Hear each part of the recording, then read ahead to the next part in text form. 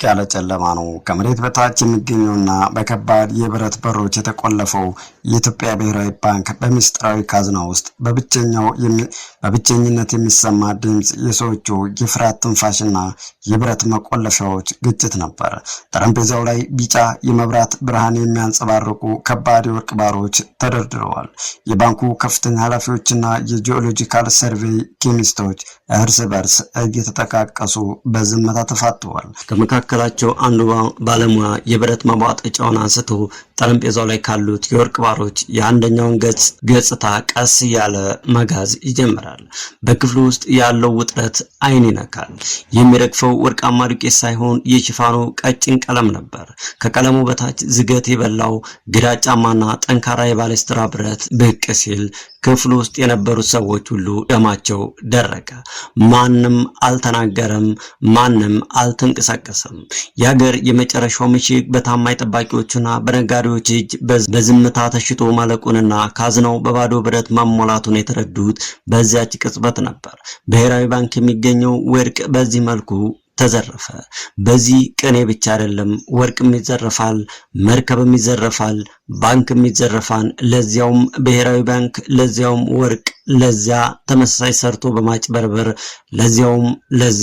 ለዚያም። በዚህ የማይዘረፍ ነገር ቢኖር ዘራፊ ብቻ ነው። ህዝቡ ሰሙን ይዘርፋል፣ ፍትሁን ይቀማል፣ ሚስቱን፣ ልጁን፣ መሬቱን ይቀማል። በመጨረሻም ህይወቱ ሳይቀር ይዘረፋል። እዚህ መዝረፍ በሽ ነው፣ መዝረፍም እንደ ልብ። ይህ ታሪክ ከተፈጸመ 2 አስርት ዓመታቶች ሆነው ቀርተዋል። ነበር ለካ እንዲህ ቅርብ ነው እናንተዬ እንዳሉት ጣይቱ ብጡል የባንኩ ዘራፊዎች ቢሊዮነር፣ ባንኩ ደግሞ ተበዳሪ ከሆኑ 2 አስርት ዓመታት እንደ ዘበት ተቆጥረዋል። ከ20 ዓመታት በፊት በአገሪቱ ዋነኛ የፋይናንስ ተቋም በሆነው በኢትዮጵያ ብሔራዊ ባንክ ውስጥ የተፈጸመው ያ ታይቶ የማይታወቅ የወርቅ ማጭበርበር ቅሌት የሀገርን የመጨረሻ ደህንነት ያናጋ ክስተትም ነበር። በወቅቱ በባንኩ ካዝና ውስጥ የተቀመጠውና የሀገሪቱን የገንዘብ ዋስትና የሚወስነው ወርቅ በውስጡ ምንም አይነት የወርቅ ማዕድን የሌለበት ተራ የባሌስትራና የብረት ጥፍጥፍ ሆኖ መገኘቱ መላውን ህዝብ ያንቀጠቀጠ መርዶ ነበር። ይህ ክስተት በአጋጣሚ የተደረሰበት አልነበረም። ይልቁንም ለዓመታት በጥንቃቄ ሲሰላ ሲታቀድና በባለሙያዎች እገዛ ሲተገበር የኖረ ስልታዊ ዘረፋ እንጂ። ባህላዊና ዘመናዊ ወርቅ አቅራቢዎች ለብሔራዊ ባንክ የሚያስረክቡት ወርቅ ጥራቱ ተፈትሾና በላቦራቶሪ ተረጋግጦ መግባት ሲገባው በባንኩ ውስጥ የነበሩ ከፍተኛ አመራሮች ከውጭ ካሉ ነጋዴዎችና ከኢትዮጵያ ጂኦሎጂካል ሰርቬይ ኬሚስቶች ጋር በመመሳጠር ረቂቅ የሆነ የወንጀል ሰንሰለት ዘርግተው ነበር። የጂኦሎጂካል ሰርቬይ ባለሙያዎች የቀረበው የብረት ጥፍጥፍ 24 ካራት የሆነ ንጹህ ወርቅ ነው የሚል የሐሰት የምስክር ወረቀት ሲሰጡ፣ የባንኩ የግምጃ ባለሙያዎች ደግሞ ይህንን የሐሰት ወርቅ ተቀብለው ክፍያ ለዘራፊዎች ፈጽሙ ነው። ታሪኩ የጎላ መልክ ይዞ አገርን ያናወጠው ባንኩ ለደቡብ አፍሪካ ገዢዎች ሊሸጥ ያዘጋጀውን የወርቅ ክምችት ልኮ የደቡብ አፍሪካው ገዢ አካል ምርመራ ሲያደርግና ይህ የላካችሁት ዕቃ ወርቅ ሳይሆን ወርቅ የተቀባ ተራ የብረት ባሌስትራ ነው ብሎ ሲመልሰው ነበር። ይህ ዓለም አቀፍ ውርደትና ታላቅ ቅሌት በወቅቱ የነበረውን መንግስት ክፉኛ አስቆጣና የፌዴራል ስነ ምግባርና ጸረ ሙስና ኮሚሽን ጥብቅ ምርመራ እንዲጀምር ያደረገ ክስተት ነበር። በምርመራ ወቅት ከተደረገባቸው አስደንጋጭ እውነታዎች መካከል ከ5 ዓመታት በፊት በፖሊስ ተይዞ በባንኩ ካዝና ውስጥ እንዲቀመጥ የተደረገው ባለ 36 ኪሎ ግራም የወርቅ ባር ሳይቀር ወርቅ የተቀባ ብረት ሆኖ መገኘቱ አንዱ ነበር። በዚህ ታላቅ ዘረፋ ዙሪያ ፖሊስ ባደረገው አሰሳ 26 የሚሆኑ ተጠርጣሪዎችን በቁጥጥር ስር ለማዋል የቻለ ሲሆን ከእነዚህ መካከል የብሔራዊ ባንክ የግምጃ ቤት መምሪያ ኃላፊ የነበሩት አቶ ዋሱ አደም፣ ምክትላቸው አቶ ተክላና ዘለኬ እንዲሁም ቀደም ሲል በዚሁ የሥራ መደብ ላይ የነበሩት አቶ አህመድ ሰይድና ሌሎችም ከፍተኛ የባንኩ ሰራተኞች ይገኙበታል። ከእነርሱም ጋር በመተባበር የሐሰት የወርቅ ሰነዶች ሲያዘጋጁ የነበሩ የጂኦሎጂካል ሰርቬይ 4 ኬሚስቶችና የንግዱ ማህበረሰብ አባላት የሆኑት እነ ሙከሚል ሸሪፍ ወይም መሐመድ አወል የተባሉ ግለሰቦች ለህግ ቀረቡ። በወቅቱ የተዘረፈው ገንዘብ መጠን ከ158 ሚሊዮን ብር በላይ ወይም በወቅቱ ምንዛሬ ከ16 ሚሊዮን የአሜሪካ ዶላር በላይ እንደነበር ታውቋል። ይህ የወርቅ ዘረፋ ታሪክ ካለፈ ከ2 አስርት ዓመታት በኋላ በአገሪቱ የፋይናንስ ዘርፍ ውስጥ የተፈጸሙት ሌሎች ግዙፍና አስደንጋጭ ባንክ ዘረፋዎችና ማጭበርበሮችም በተመሳሳይ መልኩ የአገርን ሀብት የበሉና የስርዓቱን መላሸት ያሳዩም ነበሩ። ከነዚህም መካከል በቅርብ ጊዜ የተፈጸሙና ታሪክ ይቅር የማይለው የኢትዮጵያ ንግድ ባንክ የቴክኖሎጂ ስርዓት መስተጓጎል ክስተት አንዱ ነበር። የካቲት ወር መጨረሻና የመጋቢት ወር መጀመሪያ 2016 ዓ.ም የሀገሪቱ ትልቁ የፋይናንስ ተቋም በሆነው በኢትዮጵያ ንግድ ባንክ የዲጂታል ስርዓት ላይ የተፈጠረ የቴክኒክ ብልሽት በአንድ ሌሊት ውስጥ በሚሊዮን የሚቆጠር ብር ያለአግባብ እንዲዘዋወርና እንዲወጣ በር የከፈተም አጋጣሚ ነበር። በዚያ እኩለ ሌሊት የባንኩ የሞባይል ባንኪንግና የኤቲኤም አገልግሎቶች ላይ በተፈጠረ የስርዓት ስህተት ምክንያት ደንበኞች በሂሳባቸው ውስጥ ከሌለ ገንዘብ በላይ በነጻነት ማስተላለፍና ማውጣት እንደሚችሉ አወቁ። ይህ መረጃ በተለይም በከፍተኛ የትምህርት ተቋማትና በዩኒቨርሲቲ ተማሪዎች መካከል በቴሌግራም መተግበሪያዎችና በስልክ ጥሪዎች አማካኝነት እንደ ሰደድ እሳት ተሰራጨ። በድላ፣ በጅማ፣ በአዲስ አበባና በሐረማያ ዩኒቨርሲቲዎች አካባቢ የሚገኙ ተማሪዎች እኩለ ሌሊት ላይ በኤቲኤም ማሽኖች ፊት ረጅም ሰልፍ በመያዝ የሌላቸውን ገንዘብ ማውጣትና ወደ ሌላ አካል ማስተላለፍ ጀመሩ።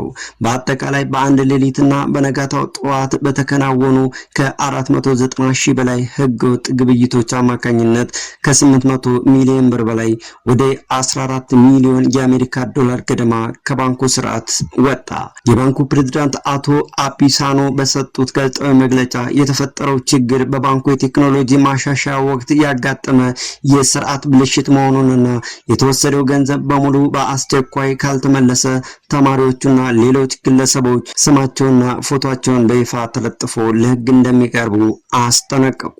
ምንም እንኳን ባንኩ በኋላ ላይ አብዛኛውን ገንዘብ ማስመለስ እንደቻለ ቢገልጽም ይህ ክስተት በአገሪቱ ወጣቶችና ዜጎች መካከል ያለውን የስነ ምግባር መላሸትና ያልደከሙበትንና የራስ ያልሆነ ሀብት የመውሰድ ስነ ልቦናዊ ዝንባሌ ያጋለጠ ትልቅ ማህበራዊ ቅሌት ነው። ከዚህ የቴክኖሎጂ ስህተት በባሰ መልኩ ግን በኢትዮጵያ ንግድ ባንክ ታሪክ ውስጥ እጅግ አስደንጋጭና የተደራጀ የተባለ የ7.7 ቢሊዮን ብር ዘረፋና ማጭበርበር ሙከራ ደግሞ የቅርብ ጊዜ እውነታ ነው። ይህ ክስተት የባንክ ሌብነት ከቀላል ተማሪዎች ስርቆት ወጥቶ እንዴት የሀገሪቱ ከፍተኛ የደህንነት መዋቅርና የውስጥ ኃላፊዎች በጥምረት የሚሳተፉበት አደገኛ ደረጃ ላይ እንደደረሰም ያሳየ ነበር። በ2017 ዓ.ም አካባቢ የብሔራዊ መረጃና ደህንነት አገልግሎትም ኢንሳ የኢኮኖሚ ደህንነት መምሪያ ባለሙያዎች፣ የኢትዮጵያ ንግድ ባንክ ከፍተኛ የስራ ኃላፊዎች፣ አንዳንድ ታዋቂ ነጋዴዎች በጥምረት የገነቡት የሚስጥር ሰንሰለትም ይፋ ሆነ። እነዚህ ግለሰቦች የባንኩ የውስጥ የኮምፒውተር ስርዓት አጠቃቀም ፈቃድ በህገወጥ መንገድ በመጠቀም በምዕራብ ኦሮሚያ ሆሮ ጉዱሩ ዞን ሻምቡ ከተማ ከሚገኘው የሆሮ ቅርንጫፍ የተገኘን ስልጣን በመጠቀም ከ7.7 ቢሊዮን ብር በወቅቱ ወደ 58 ሚሊዮን ዶላር ገደማ ከባንክ የውስጥ የሂሳብ መደቦች ላይ ወደ ተለያዩ የግል አካውንቶች ለማዘዋወር ሞከሩ። ይህ የተደራጀ የወንጀል ሴራ እንደ ኬርቻንሴ ትሬዲንግ ካሉ ግዙፍ የግብርና ምርቶች ላኪ ድርጅቶችና እንደ አቶ እስራኤል ደገፋ ካሉ ባለሀብቶች አካውንት ጋር የተያዘ የሐሰት ግብይት የተመሰረተበትም ነበር። የወንጀሉ አስፈሪነት የሚጀምረው በሀገሪቱ የኢኮኖሚ ደህንነት እንዲጠብቁ አደራ የተጣለባቸው የብሔራዊ መረጃና ደህንነት አገልግሎት መኮንኖች ራሳቸውን ለምሳሌ በቁጥጥር ስር ሳይውል አምልጦ የጠፋው የኢኮኖሚ ደህንነት መምሪያ ባልደረባ የነበረው ንጉሴ እምሩ ጉሪኖ የወንጀሉ ዋና መሪ ሆኖ መገኘታቸው ነው። የፌዴራል ፖሊስ ምርመራ ቢሮ ባደረገው ጥብቅ ክትትል የወንጀሉ ተባባሪ የሆኑ 14 ከፍተኛ ተጠርጣሪዎችን በመለየት በፌዴራል ከፍተኛ ፍርድ ቤት የልደታ የወንጀል ችሎት ክስ እንዲመሰረትባቸው አድርጓል። ምንም እንኳን የኢትዮጵያ ንግድ ባንክ መጀመሪያ ላይ ጉዳዩን በሚስጥር ለመያዝ ቢሞክርም በኋላ ላይ በሰጠው መግለጫ ምንም የተወሰደ ገንዘብ የለም፣ ሙከራው በባንኩ ጠንካራ የቁጥጥር ስርዓት አማካይነት ተጋልጦ እንዲከሽፍ ተደርጓል ቢልም የክስ መዝገቡና የተጠርጣሪዎቹ መያዝ ግን በአገሪቱ የፋይናንስ ስርዓት ውስጥ ያለውን ከፍተኛ የውስጥ ደህንነት ስጋትና የተቋማቱን መዋቅራዊ ብስበሳ ያሳየ ነበር። ወደኋላ ዞር ብንል ታሪካዊ መዝገቦችን ስንመለከት በአገሪቱ ውስጥ የተፈጸሙት የባንክ ዘረፋዎች በዲጂታልና በነጭ ኮላር ማጭበርበሮች ብቻ የተወሰኑም አልነበሩም። በአገሪቱ የተለያዩ አካባቢዎች የተፈጸሙት የትጥቅና የኃይል ዘረፋዎችንም በተመሳሳይ መልኩ የጸጥታውን መላላትና የአገርን ሀብት ለማፍሰስ የተደረገ የተደረጉ ጥረቶችን ያሳያሉ። ለዚህ ማሳያ የሚሆነው በ2011 ዓ.ም በኦሮሚያ ህብረት ስራ ባንክ ላይ የተፈጸመው ታላቅ የገንዘብ ማጓጓዣ መኪና ዘረፋ ነው። በምስራቅ ኢትዮጵያ ጭሮ ከተማ አካባቢ ከሚገኙ 4 ቅርንጫፎች የተሰበሰበው ከ800 ሚሊዮን ብር በላይ ተቀማጭ ገንዘብ ወደ አዲስ አበባ ለማጓጓዝ በመጓዝ ላይ የነበረውንና በፖሊስ ጥበቃ ይደረግለት የነበረውን የባንኩን ተሽከርካሪ መንገድ ላይ በታጠቁ ኃይሎችና በህዝባዊ ሁከት ስም በተደራጁ አካላት ጥቃት ደረሰ። ይህ ዝርፊያ የተፈጸመው በአካባቢው የነበረውን የጸጥታ መናጋት ግርግር እንደ መልካም አጋጣሚ በመጠቀም ሲሆን ዘራፊዎቹ በወቅቱ መኪናውን አስቁመው በውስጡ የነበረውን 80 ሚሊዮን ብር ሙሉ በሙሉ በመውሰድ ሰወሩት። ፖሊስ ክስተቱን ተከትሎ ከ100 በላይ ሰዎች በቁጥጥር ስር ቢያውልም የተዘረፈው ገንዘብ ግን ሙሉ በሙሉ ሊመለስ አልቻለም። ይህ ክስተት ባንኮች በአገሪቱ የጸጥታ መደፍረስ ምክንያት ገንዘብ ከአንድ ቦታ ወደ ሌላ ቦታ ለማንቀሳቀስ ከባድና አስፈሪ ፈተና እንደሚገጥማቸው ያሳየ ዋናኛ ማሳያ ነበር። በተመሳሳይ መልኩ በአዲስ አበባ ከተማ እምብርት ላይ የተሞከሩት የታጠቁ የባንክ ዘረፋዎች ታሪካዊ ትዝታዎች አሏቸው። በ2006 ዓ.ም በአዲስ አበባ ቴዎድሮስ ቅርንጫፍ የኢትዮጵያ ንግድ ባንክ ላይ የተፈጸመው አስደንጋጭ የታጣቂዎች ዘረፋ ሙከራ አንዱ ነው። በዕለቱ ከቀኑ 8 ሰዓት ገደማ 4 የታጠቁ ግለሰቦች እንደ ደንበኛ ሆነው ወደ ባንኩ በመግባት በስራ ላይ የነበረውን ጥበቃ በጥይት አቁስለውና ገንዘብ ተቀባዩን በማስፈራራት በሚሊዮን የሚቆጠር ገንዘብ ይዘው ለማምለጥ ሞክረዋል። ሆኖም ግን በአካባቢው በነበሩ የፖሊስ አባላትና ጥበቃዎች ፈጣን ምላሽ ሰጭነት በከተማዋ እምብርት ላይ የተኩስ ልውውጥ ተደርጎ አንደኛው ዘራፊ ሲገደል ሁለቱ ደግሞ በሞተር ሳይክል በቢላዎችና በጭምብል መሳሪያዎቻቸው ጋር እጅ ከፍንጅ ተያዙ።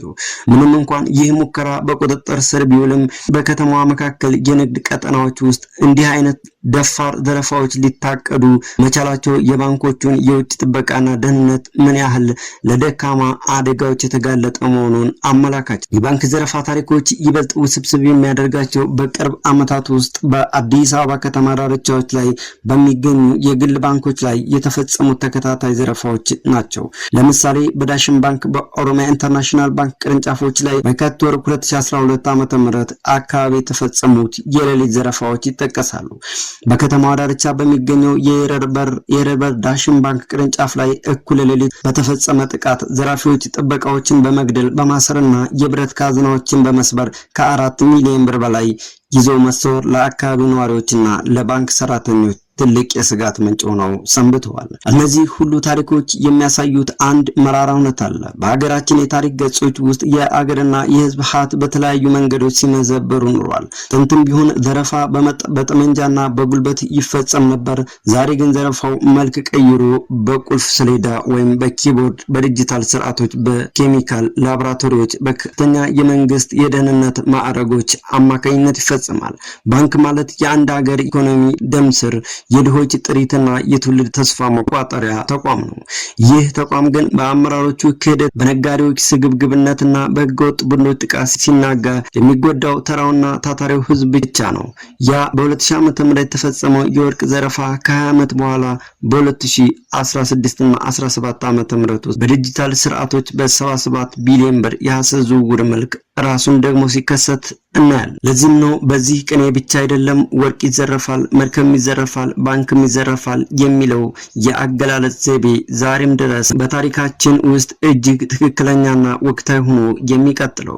የባንኩ ዘራፊዎች በሚሊዮን በቢሊዮን የሚቆጠር የሀገር ሀብት ዘርፈው በሀገር ውስጥና በውጭ ሀገራት የቅንጦት ህይወት ሲመሩ፣ ባንኮችና የሀገሪቱ ኢኮኖሚ ግን የተበዳሪነትና የዋጋ ግሽበት ሰለባ ሆነው ይቀጥላሉ። ይህ ታሪክ ሁሌም የሚቀጥል የክፋትና የስግብግብነት አዙሪት እንዳይሆን ከተፈጸሙት ታሪካዊ ክስተቶች ትልቅ ትምህርት መውሰድ ያስፈልጋል። የፋይናንስ ተቋማት ደህንነትን ማረጋገጥ የሚቻለው በቴክኖሎጂና በጥበቃ ጥብቅነት ብቻ ሳይሆን በተቋማቱ ውስጥ በሚቀጠሩና በሚመደቡ ሰራተኞች ታማኝነት፣ አገራዊ ስሜትና የስነ ምግባር ደረጃ ጭምር ነው። ታማኝነት በጠፋበት ስርዓት ውስጥ የወርቅ ካዝና በብረት መተካት፣ የኮምፒውተር ስርዓቱ በህገወጥ ባለሙያዎች መመዝበሩ የማይቀር የታሪክ እውነታ ነው። እቴጌ ጣይቱ ብጡል ነበር ለካ እንዲህ ቅርብ ነው እናንተዬ እንዳሉት እነዚያ ያለፉት የዘረፋ ታሪኮች ዛሬም ቢሆን ከፊታችን አልራቁም። ዛሬም በየዕለቱ የምንሰማቸው የሙስናና የማጭበርበር ዜናዎች ያ የሁለት አስርት ዓመታት የወርቅ ቅሌት ዛሬም በሌላ አዲስ መልክና ስልት በመካከላችን እየተፈጸመ መሆኑን የሚያረጋግጡ ምስክሮች ናቸው። ሰሙን ጥለን ወርቁን መፈለግ የምንችለው በመጀመሪያ በተቋማቶቻችንና በራሳችን ውስጥ ያለውን የዝገት ብረት አስወግደን እውነተኛውን የህሊና ወርቅና ታማኝነት መልሰን